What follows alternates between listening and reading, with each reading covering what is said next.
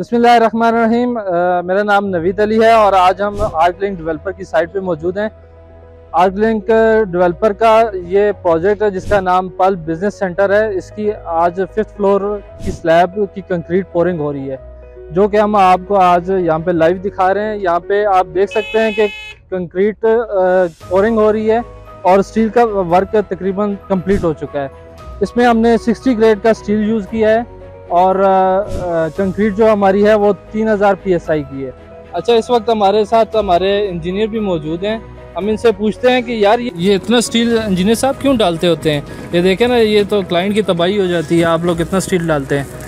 Actually Naveed साहब बात यह है कि स्टील इसमें ज़्यादा नहीं है। हम जब भी कोई स्ट्रक्चर डिज़ाइन करते हैं तो उसकी प्रॉपर कैलकुलेशन की जाती है।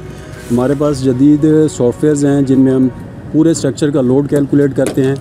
इसका स्ट्रक्चर का अपना जो वेट होता है पहले वो कैलकुलेट किया जाता है। उसके बाद इस पे जो लाइव लोड होता है, मिसाल के तौर पे यहाँ पे लोगों ने चलना फिरना है, वो लोड कैलकुलेट किया जाता है। डेड लोड जिस तरह फर्नीचर है, बाकी चीज़ें जो भी यहाँ पे आनी है रखनी है, वो सारा लोड कैलकुलेट करके सेफ्टी फैक्टर लगाने के बाद फिर हम इसका जो है ना वो स्टील डिज़ाइन करते हैं। तो ये जो हमारा इस प्रोजेक्ट का जो स्टील डिज़ाइन हुआ है, ये सारी कैलकुलेशंस करने के बाद हमने ये स्टील डिज़ाइन किया है। और सेफ्टी फैक्टर भी है इसमें, ताकि कल को अगर कोई ज़लज़ला वगैरह या इस तरह की कोई चीज़ आती है तो हमारा प्रोजेक्ट सेफ़ है। तो आप इस प्रोजेक्ट की जो स्टील जो देख रहे हैं वो हमारी कैलकुलेशन के मुताबिक है। अच्छा, ये 3000 PSI का क्या मतलब होता है? ये अब जो हम कंक्रीट पोर कर रहे हैं तो इसमें 3000 PSI इसको क्यों कहते हैं? एक्चुअली नवीद साहब 3000 PSI का मतलब होता है पाउंड स्क्वायर पर इंचेस। ठीक है। एक स्क्वायर इंच पर जितना लोड आ रहा है ना उसको हम कन्वर्ट करते हैं। तो ये उस हिसाब से हमने कंक्रीट डिज़ाइन की है।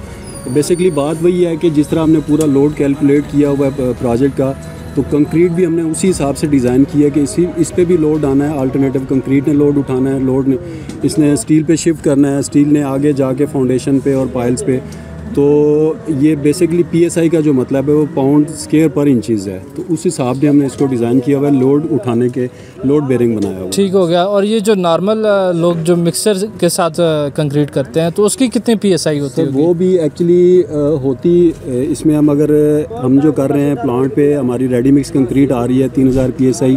तो जब हम मैनुअल कंक्रीट पे जाते हैं ना तो उसमें हमारी रिक्वायर्ड PSI होती है, वो उसको मेंटेन करना बड़ा मुश्किल होता है, आ जाती है। जो नॉर्मल लोग घरों में करते हैं और कमर्शियल पे वो हाथ से जो करते हैं, जो कंक्रीट मिक्सर मशीन आती है, उसकी कितनी PSI होती है?